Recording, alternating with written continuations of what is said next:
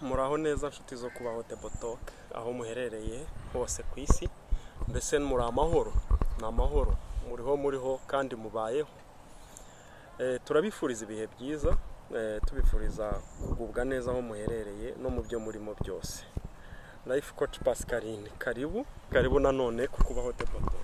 Urakoze cyane, mbifurije amahoro, urukundo, umunezero no gukiranuka. Nshuti mwese, roho ziryoshye, sweet souls, abana nibarutse cyangwa se abantu nibarutse hano ku kubaho Tebotalk, ni karibu muze dusangire amafunguro atunga twebwe b'imbere, maze tubeho turiho kandi tuberane nabo mumaro. Aka kanya tugiye kuvugana n'umwana w'umuhungu wabenzwe. Bajya bavuga ngo akabi gasekwa nk'akeza, nubwo bwose nsetse ariko birababaje. Umusore n'umukobwa barakundanye, bajya mu rukundo ruryoshye cyane kugeza ubwo bemeranyijwe kubana. Umukobwa atumira umuhungu iwabo, ariko ahageze baramwanga. Mbaza ngo bamwangiye iki? Icyo nendaga kubaza, yahowe iki? Ntago bari bahuje ubwoko. Ubwo aka kanya dukeneye kuvugana n'umutima w'uwo mwana w'umuhungu cyangwa se uwo mwana w'umusore, ndetse n'umutima w'uwo mwana w'umukobwa, kuko umuhungu arababaye, umutima we urakomeretse, ariko kandi n'umukobwa ari kwibaza uko yabyitwaramo, abigenza ati. Ni ikibazo gikomeye, aya matsindwa amoko yatubase yatwangije. Ariko disubira amoko ntabwo ari mabi. Amoko si mabi, ariko wayagize mabi se ninde? Ntabwo amoko ari mabi, kuko si twe twenyine dufite amoko. Ntabwo ari twebwe abanyarwanda twenyine dufite amoko, cyangwa se ikiremwa muntu. Buriya n'ibyatsi bibamo amoko. Nibyo n'amatungo. N'inyamaswa. Ubwoko bundi ni nk'umuryango. Abantu ba hafi bari kumwe bari aho ngaho. Ariko twebwe twafashe ubwoko tubugira ikintu gikomeye cyane kiducamo ibice. Ni ikibazo gikomeye kuba umuntu yakimwa ibyishimo, kuba umuntu yabuzwa kugubwa neza muri ubu buzima dufite bugufi, azira gusa ubwoko. Yavutse asangana, atigeze ahitamo. Utageze ubwira umuntu uwo ari we wese ati nkeneye kuba iki ngiki ngo bibe ari cyo uhitamo.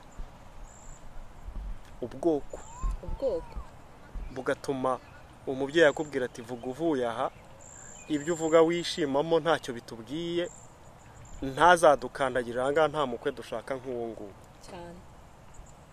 Birababaje, biteye agahinda, ariko ni uburwayi bukomeye. Njye mbifata nk'uburwayi, niko mbyumva, bukeneye umuganga, bukeneye kuvurwa. Umuti uragoye, ariko hari nkeka ko umuti waboneka. Abantu bose bafatanyije muri rusange. Ntabwo byoroshye. Ni ikibazo gikomeye icyo ngicyo. Ikibazo gikomeye. Kubitekerezaho kabiri kugira ngo ugire icyo ubyongeraho, ariko umuntu wabaswe cyangwa ufite ubwo burwayi bwo gutekereza ku moko y'abandi, tubireke n'amoko. Buriya ikiremwa muntu giteye ku buryo bwihariye. Hari n'ahandi no mu bindi bihugu cyangwa n'iwacu, udahowe ubwoko ahorwa ubushobozi bwe bw'umufuka n'umuryango we. Nashaka kuvuga ubutunzi. Udatunze ntashaka mu batunze. Uziko ari byo. Ego. Hari uwo banze bati rwose uriya ni umukene. Turabihuza byombi, ariko ntibikwiye. Gusa iyo bije mu bwoko byo biba bibi kurushaho, ariko birasa. Ese nkwibarize akantu gatoya, birakwiye ko ababyeyi bivanga mu rukundo rw'abana? Urambwira uko ubyumva, ko ntago tuzi ngo niki gikwiye. Burya buri wese aba afite ukuri mu myumvire yiwe, ariko nkawe ubwawe, ese birakwiye ko ababyeyi bivanga mu rukundo rw'abana babo? Birakwiye ko umubyeyi yivanga mu rukundo rw'abana, ko bitwa abana first of all ngewe ndabyemera ariko ku ruhe rwego ku bihe bice ugomba kwivanga muri urwo rukundo. tuvuge nyine bagejeje igihe cyo kubana, ni urugero bakuzaniye umukwe mudahuje ubwoko, ese umubyeyi aba agomba kwitwara ate? Kuko ibyo ari byo byose nkeka ko ntabwo babikorera urwango, mu bwenge bwabo, mu bitekerereze yabo baba batekereza ko babikoreye urukundo, bavuga bati wenda ntabwo bizakugwa neza, wenda bazakumara itreta, ntabwo bazagufata neza kubera ko uri iki n'iki. Umubyeyi wese aho ava akagera anezezwa no kuba abona umwana we yishimye, yabaho yishimye, yabaho afite ibumuha kunyurwa. Ariko kenshi bituma umuntu anyurwa bigenwa nawe ubwe. Umubyeyi ashobora kureba umwana akibwira ko umwana yashimishwa no kuba afite umugabo ufite ubwoko buhuye n'ubwe, ariko uwo mwana ari kwifuriza ibyo we ntareba ubwoko, ahubwo wenda yamubonyemo ko azi gusenga, ahubwo wenda bahuriye mu ishuri amubonamo umuntu ufite umutima mwiza, ibyo bimumukururiraho. Umubyeyi we icyamubase yitekerereza yifuriza n'umwana nuko gusa baba bahuje ubwoko. Ese ibyo nibyo byishimo umubyeyi ashaka? Ese ubundi ubwoko nibwo bwubaka? Ese nibwo butanga ibyishimo? Oya, icyo tugisubije. Hari benshi twabonye bahuje ubwoko babanye kandi baratandukana, hawe bahora bahanganye, abahukana, abakora. Ese koko abakora amadivorce yadutse ubu ashyushye impande zose nabadahuje amoko? Ntabwo mbihamye, nanjye simbihamye. Ibyo turebesha amaso yacu y'umubiri ya buri munsi tubona ko atari yo mpamvu. Impamvu zaba nyinshi zitandukanye, ariko umubyeyi abarwanira kwifuriza ko umwana we ahura abona ibyiza, ibyiza bikamuha kwishima.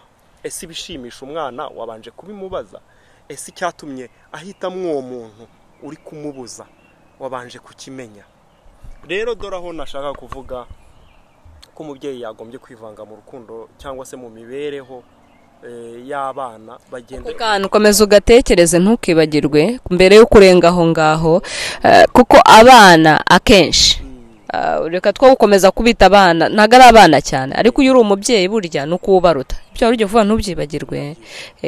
Hari ukuntu abana bumva yuko ababyeyi badafite uburenganzira bwo kubivangira mu rukundo, badafite uburenganzira bwo kuza mu bintu byabo, ariko still wa mubyeyi ababona wa mukobwa we cyangwa wa muhungu we nk'umwana.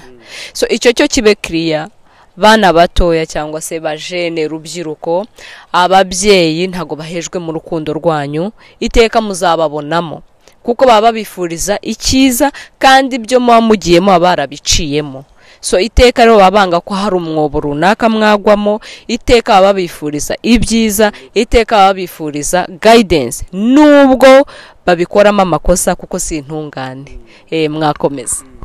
Ndashaka kuvuga rero ko ababyeyi bahora bifuriza abana ibyiza, ababyeyi bahora bifuza ko abana babo banyurwa. Nashaka kuvuga umubyeyi rero kwa kwinjira mu mibereho myiza wifuriza umwana wawe, cyane cyane ugiye kurwubaka, inshingano yawe iruta izindi ni ukumugira inama. Si ukumufatira umwanzuro, ntabwo ari wowe umufatira umwanzuro, ahubwo mube hafi umubwire, ariko wabanje kumwumva. Banza umutega amatwi, ubundi niba uri umukobwa wanjye, mwana wanjye, ubundi umugabo wifuza ateye ati? Ese wamuhisemo cyangwa uri kumuhitamo ugendeye kuki? Ese urwo rugendo rwose wari umuherekejemo mbere yuko umubuza ibyo uri kumubuza ku munota wa nyuma? Umugabo wifuza wumva ameze gute? Wumva yaba yujuje ibiki? Ese ni uruhe rugero rwiza rw'umugabo ureberaho uvuga uti yaba n'uwanjye yari ameze gutyo? Wenda ni papa we, nubwo bwose ntawe wifuza umugabo wundi, ni icyaha. Urugero rwiza, imico myiza, role model, wowe ibyo wakita role model. Wenda ni papa we, wenda ni musaza we, wenda ni umuturanyi, wamaze gushaka cyangwa utarashaka. Noneho bityo umubyeyi akaba yaragize uruhare mu gutera intambwe k'umwana ugeze ku rwego rwo guhitamwo abantu. Rero umwana w'umukobwa ahura n'abasore benshi batandukanye, ariko burya inama ababyeyi bamubwiye nubwo waba wibwira ko yazibagiwe, ahubwo iyo ageze igihe cyabyo bihita bikora. Ahubwo ujye witwararika buri gihe ko uba hafi y'umwana wawe. Ubwo twahereye ku babyeyi mbere yuko tujya komora imitima cyangwa se tuganira n'imitima y'abo bana bombi, nibo babiteye. Abana wavugaga mu kanya utangira katurutse ku mwanzuro umubyeyi yashatse gufata, umwanzuro umubyeyi yazanye wo kuvuga ngo ntimuhuje iki n'iki, ntimuhuje ibi n'ibi, bityo njye sindi kumwe nawe, singuherekeje. Aho ngaho harimo kwikunda, harimo kwikunda. Ni ukuvuga ngo habayemo selfish mu mwanya w'urukundo, kubera ko urumva ntago baganiriye, nta nubwo bagiye inama, ahubwo yamwempoje, yamutegetse, niho havuye iki gukomereka. Kandi iteka ryose iyo umuntu agiye kukubwira ibintu ntaguhereze understanding, ntaguhereze ubusobanuro ngo ubashe kubyumva, iteka mu buzima ntago bikunda. Iteka ryose umuntu wese aba akeneye ibisobanuro, ko muganira, ko mufata igihe gihagije ukabasha kumwumvisha impamvu iri kugutera kumubwira gukora ibyo ushaka ko akora. Umubyeyi kandi yibagiwe neza ko nkuko twabivuze ko abahuje ubwoko cyangwa se ubwoko atari bwo bwubaka. Ni ingenzi, ntago twabisuzugura, kuko akenshi turabizi ko ari byiza bitewe na kami ka muntu, bitewe niba mu mitima yacu. Ko umubyeyi yabivuga ibyo ngibyo ntago ari ikibazo cyo kuburira abatoya ko bishobora kugira ingaruka ku rushako rwabo, kuko uwo mwana w'umukobwa nawe yashobora kugera kwa sebukwe cyangwa kwa nyirabukwe bakazamufata nabi kubera ko badahuje bwa bwoko. Ariko iteka tubikora dutanga ubusobanuro ndetse twumvikanisha impamvu iri kudutera uko kudashaka kubana kw'abana wacu. Wabivuze neza cyane, tubagira inama, tukabereka impande zose, ariko ntitubafatira imyanzuro. Iteka umwanzuro ni personal, umwanzuro ni personnel, ntago umwanzuro kanaka ashobora gufata umwanzuro ku buzima bw'undi muntu, right? So tugaruke rero kuri ba bana waruri kuvuga, hari n'andi makosa ariko ababyeyi bakora. Ariko nabyo wabivuze, turacyari ku babyeyi, nabyo wabivuze. Wavuze uti ese umubyeyi yarareze umwana we amutoza uburyo bwo kubaka urugo, cyangwa za nama itazimuhera icyarimwe kuko aje so ababyeyi tuganiriza abana bacu mbere yo kuriya munsi ugera. Ikindi turi kuvuga kuri ibyo, ibihe byatambutse si byo bihe by'ubu. Iby'ubu byose birihuta, mwamaze kubibona kubera ikoranabuhanga, na za kirazira zarahindutse mu muryango nyarwanda bijyanye n'umuco wacu. Hari ibyo tukirwana nabyo tukabikoresha bikabaho bigakunda, ariko hari byinshi byamaze guhinduka, bihinduwe n'iterambere ryatuze. Umuranga yaracitse. Hanyuma usibye n'umuranga, za kirazira nyinshi zaranze. Ariko buriya ntabwo ari muri ibi bihe gusa, uzi ibintu byabaye buriya. Ubura ngo n'Imana ibintu byo gushakira abantu abagore yabivuyemo. Ibyo se wari ubizi? Ni ukuvuga ngo abizi nyine byawe na Adamu yakoze na Eva bivugwa. Ni ukuvuga ngo Imana yashakiye Adamu umugore. Adamu acumuye, Imana ijiti ni umugore w'amaye. Umugore w'amaye niwe wabikoze, niwe wabituye, niwe wabiteye. Urumva Adamu yikuyeho ikosa arishyira ku Mana, ngo buri Imana yese bivamo ibintu byo gushakira abagabo abagore. Ati umva mujye mwishakira, mujye mwirwanaho. So ni ukuvuga ngo rero buriya umugore utagiye kumusaba Imana ntawe iguha. Narintegereje kuvuga kubera yuko no mu bindi biganiro twagize nagiye ngerageza kuvuga ko byanze bikunze, niba ushaka kubaka urugo, niba ushaka gukora umushinga w'urugo, hagomba kubanza Imana, awe niyo ugomba guheraho. Rero ujye umenya uko uyisaba. so ubwo n'ababyeyi mbere yo kuzana ubwoko bakagombye kubanza gusenga bakajya. Si impamya ko hari n'umubyeyi ufite Imana mu rugo rwe, wimitse Imana mu rugo rwe, ushobora gushaka kubabaza umutima w'umwana amuhora ko adahuje ubwoko na mugenzi we benda. Ahubwo abana b'Imana nta bwoko tugira. Wabibyumvise? Ni ukuvuga ngo igihe cyose hari Imana, ibindi bibi byose biburizwamo.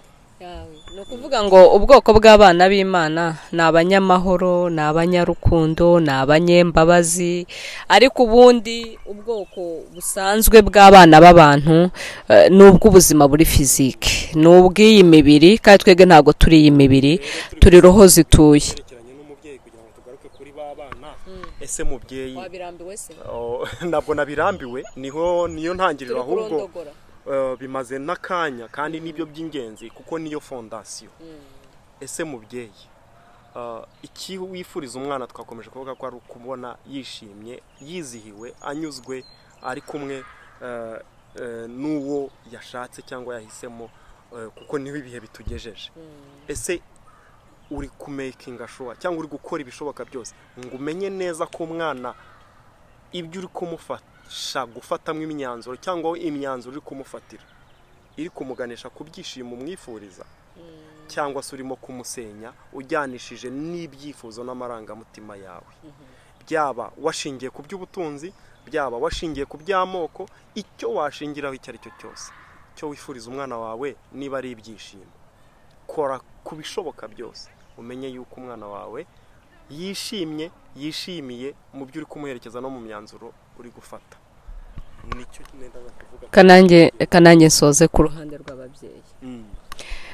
Ababyeyi ndagira ngo mbisabire akantu kamwe konyine, ni mwuzure urukundo, mutunge Imana mu buzima bwanyu, kandi mwibuke ko abo bana atari abanyu, mwabaye ibyambu bibazana hano ku isi, ariko abana ni ab'Imana, bafite misiyo yabo, bafite icyo baje gukora. Hari n'abantu bazaza mu buzima bwabo kugira ngo babashishe gusohoza icyo baremewe. Impamvu mvuze ngo mwuzure urukundo ni uko mubizi neza ko njyewe nabonye umuhanti wanjye ejo bundi, umuhanti wanjye ni ukuvuga nyogosenge, ni mama wacu.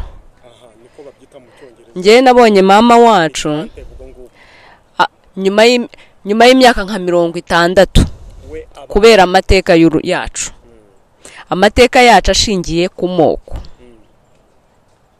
Ni ukuvuga ngo iyo hataza kubaho ibibazo by'amoko byaduciyemo ibice bikagenza uko byagenze, nari kuba bamuzi, ariko mumenye ubu ngubu nshaje nawe ashaje. So icyo navuga rero, nta cyiza cy'amoko. Natwe turabizi neza ko imitima yacu ituzuye urukundo, turabizi neza ko imitima yacu ikomeretse cyane kubera amoko. Ntabwo rero ivangura n'amacakubiri ashingiye ku moko twagombye kubiraga abana bacu. Tubabeshya ko tubakunda kuko tubaraga umuruho wacu, dufite umuruho w'amoko, hanyuma tugashaka no kuwuraga abana bacu. Mureke tugumane umuruho wacu, abana tubigishe ko turi abanyarwanda, ko turi abana b'Imana, kugira ngo nabo bo kuzikorera uwo muruho. Twakomeza. Yego, ugize neza, uragira uti ibyo byakuvunnye wibigereka no kubana, bigumane wowe ubwawe, hanyuma wabonye n'ikibi cyabyo, uko byagenda kose urabizi, uzi ikibi cyabyo. Kuki rero atari cyo watindaho ngo uvuge uti ibi bintu reka mbyirinde nanabirinda abanjye bose?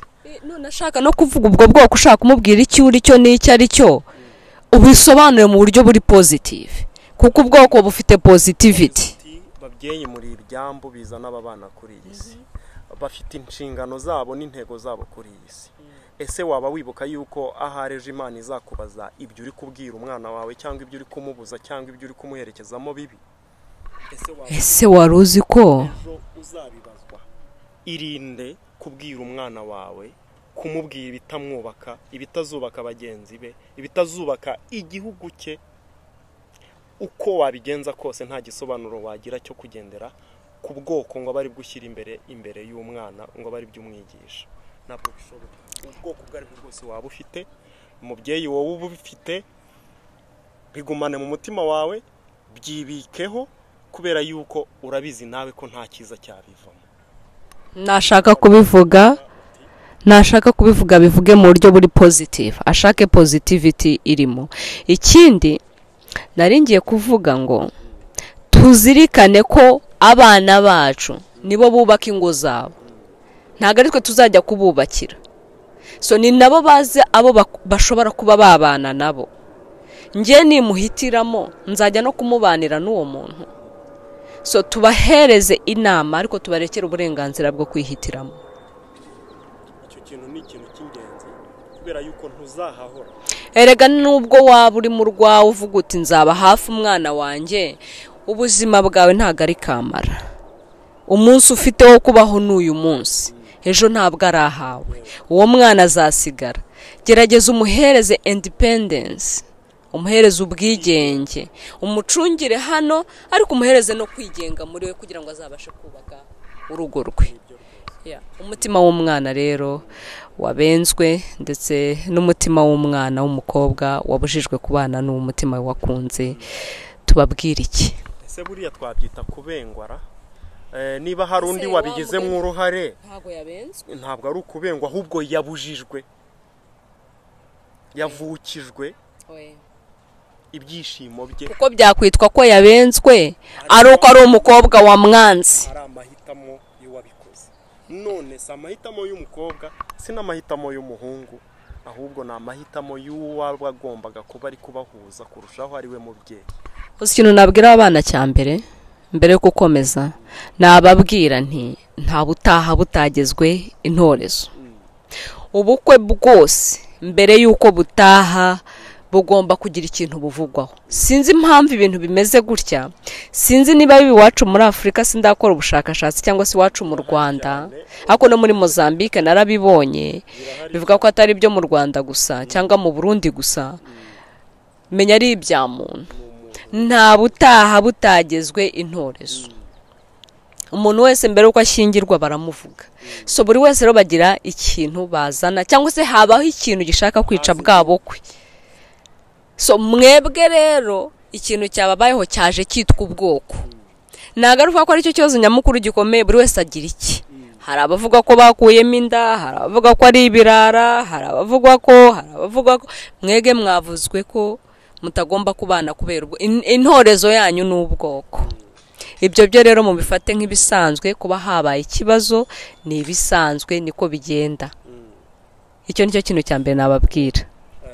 Kenshi nge nkaba numva biba bidasanzwe, bitaba bibaye ibisanzwe iyo ari umubyeyi uri kubizana. Mpita mbifata nk'umwihariko. Erega sera majorite y'ikonte niba ibintu bizi inshuro nyinshi tugira tukabifata nk'ibisanzwe. Biragoye ko burya akenshi burya ababyeyi bitambika mu bintu by'abana. Njye nagiye mbyumva inshuro nyinshi, ntago byambayeho ariko njye nabyumvishe henshi. So burya ari ikintu cyabaye akamenyero kigira ngo kikaba nk'igisanzwe, kandi no kugira ngo ubashe guca mu kintu neza utuje uracyoroshya. Iyo uri kugifata nk'ikintu kiri common cyangwa se gisanzwe, bituma uburemere bwacyo cyangwa se intimba yacyo yoroha kugira ngo bashe guhangana nacyo.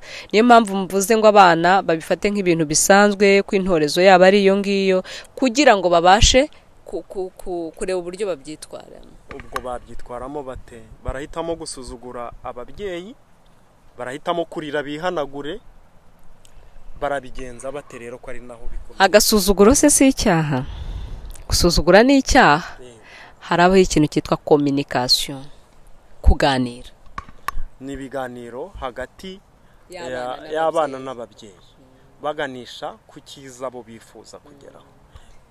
Hanyuma nibarangiza muri ibyo biganiro baratumira Imana, kuko nta mana nta buzima. Bagomba kwimika Imana ako kanya. Ni bya bindi nababwiye ngo barajya ku meza yo ukubaho table talk. Nabo nizere ko bafite ameza bari buganireho ibyo bintu.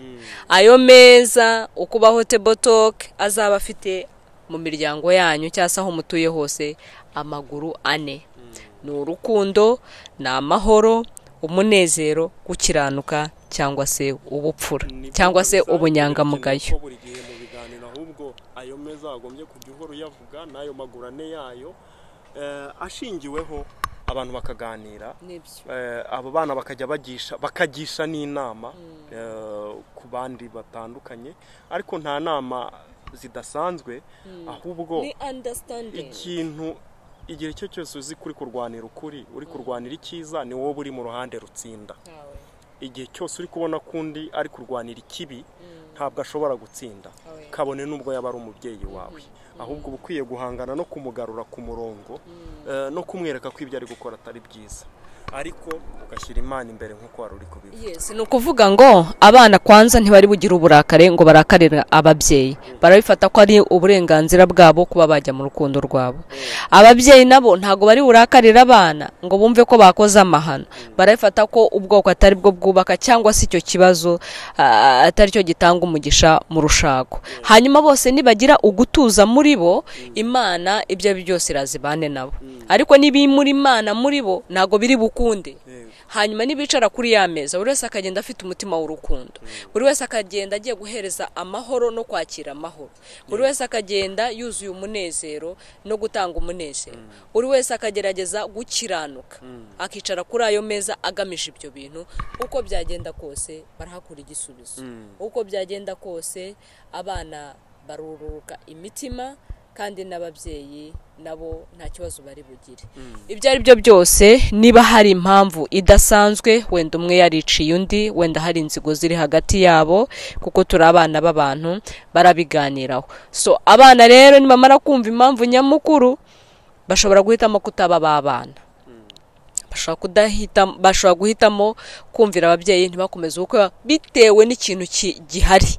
Akenshi nta kiba cyabaye, akenshi abantu bavuga ibyo ngibyo, akenshi ababyeyi bazana icyo kintu, iyo turufu ntazi yariyo y'amoko, nta kintu baba bashingiyeho. Kibaye kinahari, ubwo nyine harabaho understanding, harabaho kumvikana, harabaho kuganira, ariko hagomba kuba hari impamvu ifatika, atari ibintu byo mu kigare kuvuga gusa ngo kanaka ntiyabana na kanaka. Ntago tubana kubw'imibiri, tubana ku bwa roho. Kubaka urugo ntago ari ibintu biri physical, ni ibintu biri spiritual. The spiritual life. Ni ukuvuga ngo aba bana ikintu bagomba gukora no guharanira no gukomeza urukundo rwabo, kuko nirwo rukuri, bakerera n'imbuto ababyeyi babo, bakaca bugufi, bakagerageza kugaragaza ukuri kwabo ku babyeyi, ku mpande zombi, cyane cyane uwazamuye icyo kibazo, ariko baharanira yuko bazabasha gukomeza urukundo rwabo. Ako wari uzi ko buriya abana bavuka bafite n'inshingano zo gukemura ibibazo mu miryango? Uzi ko ushobora gusanga no muri mission ziba zibazanye n'ibyo nabyo biba birimo. Ntabwo ari hazari ko umwana runaka avuka mu muryango, hari impamvu umuntu avukira kwa kanaka, undi akavukira kwa kanaka. Hari igihe ubuje kunga imiryango cyangwa se uje gukemura ibibazo birimo, byaba ari iby'abantu bibuka cyangwa batibuka, nabyo ndabyemera. Ni ukuvuga ngo rero nubwo haba hari ikibazo cy'inzigo hagati y'iyo miryango yombi, ntago ari impamvu yo gutuma abana batabana, ahubwo bishobora no kuba impamvu yo gutuma imiryango yiyunga, maze amahoro n'urukundo n'ubumwe bigasagamba hagati yabo. Niyo mpamvu hari igihe hari abana bitwa, cyangwa se mu buryo rusange mu Kinyarwanda, umukobwa ubundi bamwita murambabarira, ntabwo ari yabyeri, ariko bakunda kuvuga ko umukobwa ni gahuza miryango. Yego, niko donc ahuza imiryango, kandi koko ni nako kuri, kuko umuryango umwe ubiyo undi ubiyo itanaziranye, ariko umwana w'umukobwa akayihuza. Ni ukuvuga ngo rero hari ukubitaziranye, hari ukuba hari ikibazo yigeze kugirana, abantu batuye ku gasozi kamwe, bakaba umwana akaba intandaro yo kugira ngo imiryango yongere yiyunge bundi bushya, hanyuma icyubahiro cy'Imana gishyirwe hejuru. Erega tubayereho gusohoza misiyo ye, akaba arayisoje kandi akaba yigizemo uruhare, akaba yongeye kubaka izindi generasiyo zizumvikana cyangwa zizabana ariwe biciyemo, igihugu kigasagamba ndetse n'imiryango muri rusange. Impamvu rero dutinda ku muryango ni ikintu gikomeye. Niyo uvuze umuntu ahita abyumva neza iyo uvuze ngo igihugu. Buri igihugu kidafite umuryango, kidashingiye ku muryango muzima, ntabwo gishobora kuba igihugu, kuko umuryango niwo ubyarira igihugu. Ibintu byose rero burya igihugu icyo ari cyo cyose mu mibereho yacyo yose gishingira ku muryango n'abari mu muryango n'abawugize, kuko n'uzakiyobora uwo ari we wese aturuka mu muryango. Mu ndangagaciro rero ziranga umuryango, mu byo bagenderaho, muri za kirazira zubahirizwa ku muco wacu w'u Rwanda no mu bindi bihugu, niho havukamo uzahagararira icyo gihugu, akagihagarara imbere, akakiyobora. Mu Kirundi bakita kukirongora. Rero yego nibyo, ni ukuvuga ngo indongozi nziza, umuyobozi mwiza aturuka mu muryango, aturuka ku mubyeyi mwiza, aturuka ku mwarimu mwiza, aturuka ku gasozi keza, abaturanyi beza. Rero buriya ugiye ubona umwana uwo ari we wese, umuryango uwo ari we wese, ikunda igihugu byagombye guhera mu muryango.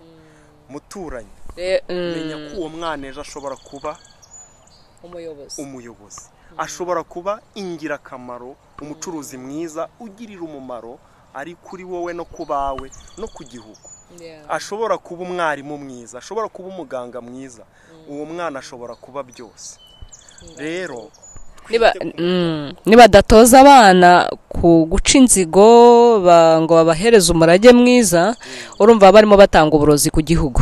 Ni ukuvuga ngo uba uri gusenya, uba uri kwisenyeraho, uri gusenya n'igihugu cyari kuzabaho ejo, kuko abakibeshaho niba uri guha uwo mutima mubi, niba uri gushyiramo, uri kuraga icyo kibi wavugaga cy'amoko, icyo kibi wavugaga cyo kuvuga ngo aba baraturuta, ngo ntibatunze nkatwe, ntitugomba ko abana bacu babana.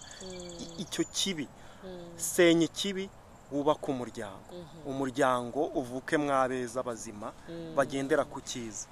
Ubu rero mvuga ngo ubu turi kuvuga mu Kinyarwanda, turi kubwira Abanyarwanda, turimo turubaka igihugu cyiza, turimo turubaka umuryango mwiza. Rero nta buryo umuntu ariko ntabwo turi kubwira Abanyarwanda gusa, uza Abarundi mfite umuryango mwiza.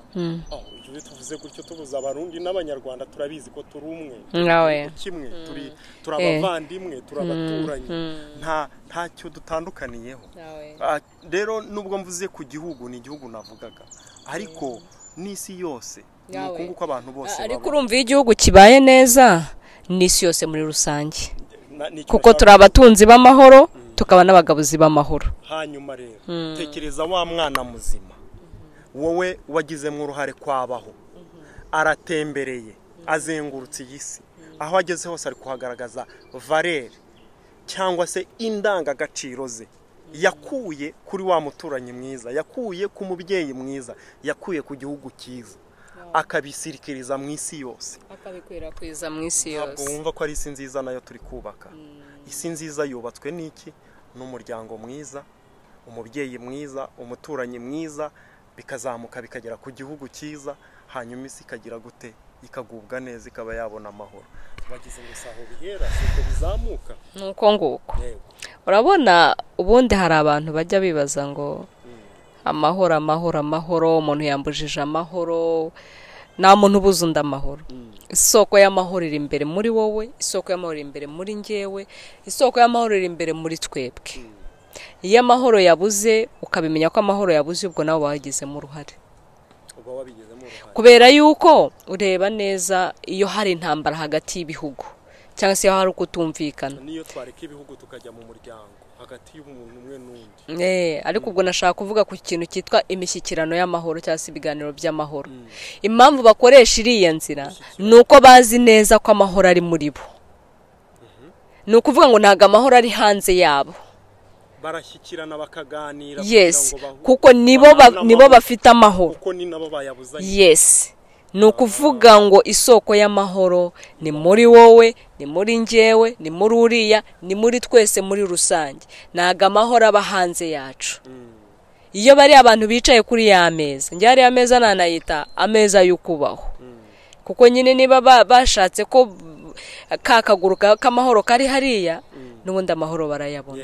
So rero muri rusange mu magambo makeya tutizimbye, ababyeyi n'abana nibicare ku meza yo kubaho, hanyuma baganire, bashyira ibintu ku murongo bagendeye ku byo tuvuze, kandi twavuze uko tubyumva, ariko turabizi neza ko hari n'abandi bantu b'inshuti zo kubaho Table Talk badukurikira, barandika muri komenti kugira ngo bagire uruhare mu kubaka imiryango yacu, bakemura icyo kibazo cy'amoko ashobora gukomeretsa imitima y'abantu myinshi itandukanye, cyangwa se gishobora kuzadukurikirana n'igihe tuzaba tutakiriho, donc gisigaye mu bacu batoya kandi bidakwiye. Rero utarakomeza unako utarasoza, twavuze ku moko, twavuze ku by'ubutunzi, ibintu bitandukanye abantu nibiba byinshi, turabizi rero ko ibyo none nako nashaka kurenzaho bihekezwa nanone n'uturere. Ese wari uzi ko n'uturere tubigiramo uruhare? Umuntu akavuga ngo uturuka muri aka karere, abaturuka muri aka karere, ukomoka ahangaha muri aka karere ntabwo azabana n'ukomoka, ntabwo bikunda. Ugasanga hakozwe ko mbyibutse, nabyibutse, ariko ibi byose ikintu kibitera, erega isi twarayihawe, duhabwa n'amahame yo kuyibamo. Ni ukuvuga ngo ibi twabifata nk'ubwami, ariko bufite amabwiriza abugenga. Hari ukuntu tugomba kuba muri ubu buzima kugira ngo bikunde. Iyo tutagenze uko tugomba kugenda, niho ibyo byose bivuka. Umuntu wese ugira ingengabitekerezo cyangwa se yo gutanya abantu, haryo bavuga ngo iki? Umuntu ufite umutima wo kuraga abandi kibi, cyangwa se ufite ibitekerezo by'amoko bitandukanye, abantu akoresheje amoko, aba yatakaje kubaho kw'Imana mu buzima bwe. Umuntu wese urimo uronda uturere aba yatakaje ubumana mu buzima bwe, kandi umuntu watakaje ubumana nta cyiza ashobora gutanga. Rero bene uwo muntu aba akwiye kwegera Imana, aba akwiye gusengerwa kugira ngo ubumuntu buganze, kugira ngo bya bintu bigaruke. Rero rwose muri rusange mureke tugaruke ku isoko, tuba abantu nyabantu, kandi tube mu bwami twahawe mu gihe dufite cyo kububamo, tuzirikana ko ibyo dukora bizadukurikirana ubuzima bwacu bwose, kandi ko bidahera, ntabwo bizahera. Twaba turiho twaba tutariho, bizahora biturimo. Dusoze twifuriza abantu kugubwa neza, kubaho neza, bashyira Imana imbere muri byose, muri buri munsi mu buzima bwawe bwa buri munsi. Ibyo byose twavuze, ibyo byose twakomeje gushingiraho ni ibitekerezo byacu, ariko tuzi neza ko bigamije icyiza, ariko ntibikunda, ntibishoboka igihe icyo ari cyo cyose bidashingiye ku muremyi wacu wa twese. Rero mushyira Imana imbere, mukoreshe icyiza, nayo izabaherekeza. Imitima y'abana rero nigubwe neza, nibakomere, nibihangane. Mu isi ntago ari muri paradizo, buri wese agira byinshi bitandukanye ahura nabyo. Ababyeyi nabo bimika Imana muri bo, bimika icyiza, barerere ejo hazaza. Twese hamwe muri rusange mureke dutekereze, duhindura imyumvire, maze tubeho turiho, kandi tubere n'abandi ab'umumaro. Amedite, eshanje, tuzirikana ko nta Mana nta buzima.